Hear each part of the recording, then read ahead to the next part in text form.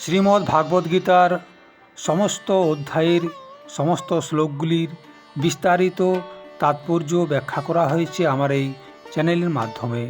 তাই ভগবান শ্রীকৃষ্ণের মুখনিসৃত সেই অমৃত বাণী নিজ হৃদয়ে আনন্দের সাথে ধারণ করুন, শ্রবণ করুন সেই মধুময় অমৃত বাণী। আজ প্রথম অধ্যায়ের দ্বিতীয় শ্লোকটির তাৎপর্য ব্যাখ্যা করছি, কিন্তু তার আগে আমার ছোট্ট একটা অনুরোধ, আপনি যদি আমার চ্যানেলে নতুন হয়ে থাকেন তবে চ্যানেলটি অবশ্যই সাবস্ক্রাইব করুন এবং ভিডিওটি যদি ভালো লাগে তাহলে অবশ্যই একটা লাইক দিবেন এবং ভিডিওটি শেয়ার করুন ও কমেন্টস করে জানাবেন আপনার মনের কথা। ওং নমঃ ভগবতে বাসুদেবায়। প্রথম অধ্যায়ের দ্বিতীয় শ্লোকে বলা হয়েছে, দৃष्ट्वा তু পাণ্ডবানেকং বূঢ়ং দুর্যোধনস্তদা আচার্যমুপসংগম্য রাজা বচনম ব্রবীত। অর্থাৎ সঞ্জয় তার দিব্য দৃষ্টির দ্বারা কুরুক্ষেত্রের দৃশ্য দেখার পর রাজা ধৃতরাষ্ট্রকে বললেন, রাজা দুর্যোধন পাণ্ডবদের সুসজ্জিত এবং সুসংগঠিত সেনাবাহিনীকে দেখে তার আচার্য দ্রোণাচার্যের কাছে গিয়ে কিছু বলতে শুরু করলেন। কুরুক্ষেত্রের মাঠে দুইটি বিশাল সেনাবাহিনী মুখোমুখি দাঁড়িয়ে আছে। একদিকে রয়েছে কৌরবেরা আর অন্যদিকে রয়েছে পাণ্ডবগণেরা।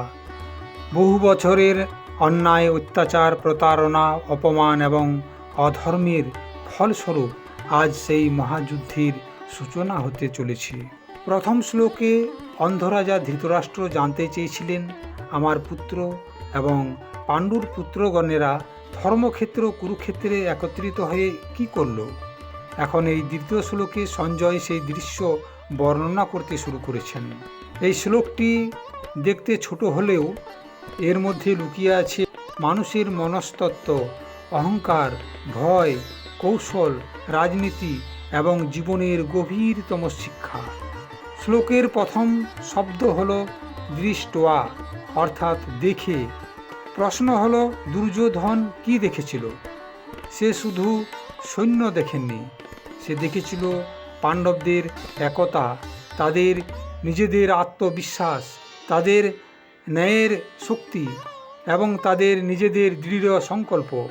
বাহ্যিকভাবে দুর্যোধনের সেনাবাহিনী ছিল অনেক বড়। মহাভারত অনুসারে কৌরবদের ছিল 11 অক্ষৌহিণী সেনা এবং পাণ্ডবদের ছিল মাত্র 7 অক্ষৌহিণী সেনা। এখন সংখ্যার বিচারে কৌরবেরাই অত্যন্ত শক্তিশালী। তাহলে দুর্যোধন ভয় পেল কেন?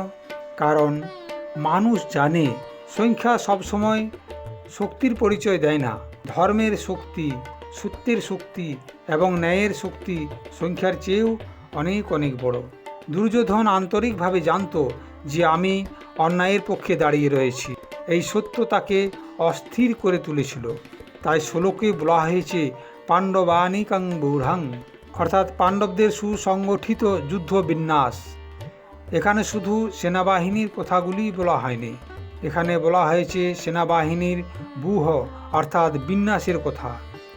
কারণ যুদ্ধ জেতার জন্য শুধু সৈন্য থাকলেই চলবে না, প্রয়োজন রয়েছে পরিকল্পনা, ভালো নেতৃত্ব, শৃঙ্খলা এবং মনোবল। দুর্যোধন দেখল যে পাণ্ডবদের সেনারা অত্যন্ত দক্ষতার সাথে অত্যন্ত সুসজ্জিতভাবে সাজানো রয়েছে। এতে সে বুঝতে পারল এই যুদ্ধ তার পক্ষে সহজ হবে না। বর্তমানে আমাদের জীবনেও একই ঘটনা ঘটে। যখন আমরা অন্যায় পথে চলি, অন্যায় কর্ম করি, মিথ্যা কথা বলি, ছল কপটতা ব্যবহার করি, তখন বাইরের জগতে নিজেকে যতই শক্তিশালী দেখাই না কেন, ভিতরে ভিতরে আমাদের ভয়গুলি কাজ করে।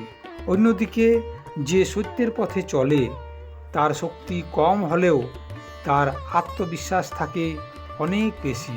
এই শ্লোক আমাদেরকে শিক্ষা দেয় যে সত্যের শক্তি বাহ্যিক শক্তির চেয়ে অনেক বড়। দুর্যোধন ছিলেন অত্যন্ত বুদ্ধিমান। তিনি রাজনীতি ভালোভাবে জানতেন, যুদ্ধ কৌশল ভালোভাবে জানতেন, কিন্তু তার সবথেকে বড় সমস্যা যেটা ছিল সেটা হলো তার অহংকার। কারণ অহংকার মানুষকে সত্য থেকে অনেক দূরে নিয়ে যায়। দুর্যোধন কখনো নিজের ভুল স্বীকার করতে চায়নি। তিনি জানতেন যে আমি সবসময় অন্যায় পথে চলেছি। লাক্ষাগৃহে আগুন লাগানো, বেইমানি করে পাশা খেলা, দ্রৌপদীর বস্ত্রহরণ এবং অপমান আর রাজ্যহরণ, এই সমস্ত কিছু করার পরেও তিনি কখনো ক্ষমা চাননি, কারণ অহংকার তাকে অন্ধ করে দিয়েছিল। মানুষ সাধারণত তার শত্রুকে ভয় পায় না, মানুষ ভয় পায় শুধু নিজের ভুলকে, কারণ ভুলই হলো মানুষের দুর্বলতা। দুর্যোধনের ক্ষেত্রেও ঠিক তাই হয়েছিল। সে জানতো যে পাণ্ডবেরা ন্যায়ের পথে চলেছে, তারা ন্যায়ের জন্য যুদ্ধ করছে, তাই তাদের সাহস ছিল অনেক বেশি। অন্যদিকে কৌরবদের সেনা ছিল অনেক, কিন্তু সেই সৈন্যদের মধ্যে অনেকেই আন্তরিকভাবে যুদ্ধ করতে চায়নি, তারা বাধ্য হয়ে যুদ্ধ করছিল। যেখানে ন্যায় থাকে সেখানে মনোবল অবশ্যই থাকে। এই শ্লোকে বলা হয়েছে রাজা দুর্যোধনা। সঞ্জয় তাকে রাজা বলেছেন কারণ সেই সময় হস্তিনাপুরের কার্যত শাসক ছিলেন দুর্যোধন। কিন্তু এখানে একটা সূক্ষ্ম ব্যঙ্গ রয়েছে।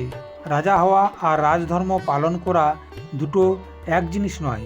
দুর্যোধন সিংহাসনে বসেছিলেন, কিন্তু প্রকৃত রাজধর্ম তিনি কখনোই পালন করেননি।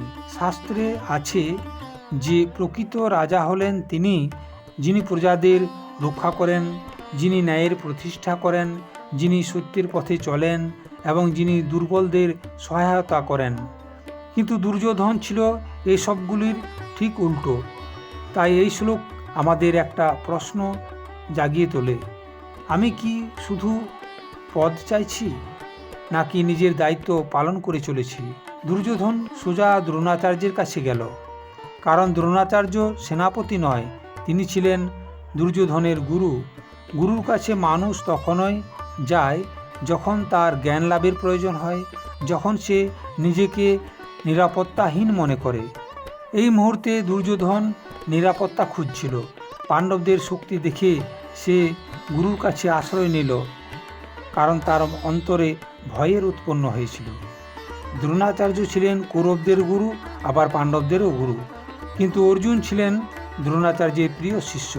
দুর্যোধন জানত যে দ্রোণের হৃদয়ে পাণ্ডবদের জন্য অনেক স্নেহ আছে, তাই সে কৌশলে দ্রোণকে এটা স্মরণ করিয়ে দিতে চাইল যে আপনি এখন কৌরবদের পক্ষে যুদ্ধ করছেন। আমরা পরবর্তী শ্লোকগুলিতে দেখেছি যে দুর্যোধন দ্রোণকে উদ্দেশ্য করে বলছে, দেখুন আপনার ওই শিষ্য ধৃষ্টদ্যুম্ন কি সুন্দরভাবে সেনাবাহিনী সাজিয়েছে। এখানে প্রশংসার আড়ালে একটা কটাক্ষ রয়েছে। সে বলতে চাইছে আপনার শিক্ষা আজ আপনার বিরুদ্ধেই কাজ করছে। যখন মানুষ ভয় পায় তখন সে অনেক সময় অন্য লোকেদের দোষ দিতে শুরু করে, আর দুর্যোধন ঠিক তাই করছিল। নিজের অন্যায়ের ফল স্বীকার না করে সে পরিস্থিতিটাকে অন্যভাবে উপস্থাপন করতে চাইছিল। গীতার এই আধ্যাত্মিক ব্যাখ্যায় পাণ্ডবরা হলো শুভ প্রবৃত্তি এবং কৌরবগণেরা হলো অশুভ প্রবৃত্তি। মানুষের অন্তরে প্রতিদিন যুদ্ধ চলছে। একদিকে সত্যের সাথে মিথ্যার লড়াই, ভালোর সাথে মন্দর লড়াই, সংযমের সাথে আসক্তির লড়াই। যখন অশুভ প্রবৃত্তি দেখে যে শুভ শক্তি সংঘটিত হচ্ছে, তখনই তার মধ্যে ভয়ের জন্ম হয়। দুর্যোধনের ভয় সেই অশুভ প্রবৃত্তির প্রতীক। মনে করুন একজন মালিক দুজন শ্রমিককে কাজে লাগিয়েছে।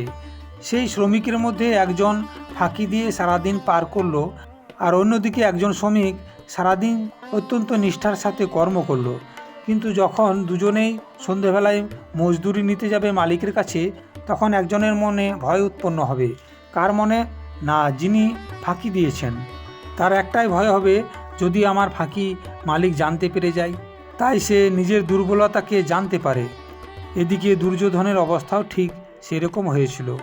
এই শ্লোকের অন্যতম যে শিক্ষা সেটা হলো কর্মের ফল একদিন সামনে আসবেই। দুর্যোধন বহু বছর ধরে অন্যায় করেছে, আজ সেই অন্যায়ের ফল যুদ্ধক্ষেত্রে দাঁড়িয়ে তার সামনে এসেছে। আমাদের জীবনেও মিথ্যা কথা বলা, প্রতারণা করা, অহংকার করা, এই সব কিছু লুকিয়ে থাকতে পারে, কিন্তু সেটা চিরকাল নয়, একদিন প্রকাশ হবেই। এই শ্লোক গুরুর গুরুত্বও শেখায়। যুদ্ধের ঠিক আগে দুর্যোধন গুরুর কাছে গেল, কারণ ভারতীয় সংস্কৃতিতে গুরু হলেন অন্ধকার থেকে আলোর পথপ্রদর্শক। যদিও দুর্যোধন গুরুর কাছ থেকে প্রকৃত শিক্ষা গ্রহণ করেননি, তিনি শুধু গুরুকে নিজের স্বার্থসিদ্ধির জন্য ব্যবহার করতে চেয়েছিলেন। দ্রোণাচার্য ছিলেন পাণ্ডব এবং কৌরব উভয়েরই গুরু, তাই তিনি উভয়কেই একই শিক্ষা দিয়েছেন। তবুও অর্জুন হলেন মহাবীর, অন্যদিকে দুর্যোধন হলেন অধর্মের প্রতীক। কেন?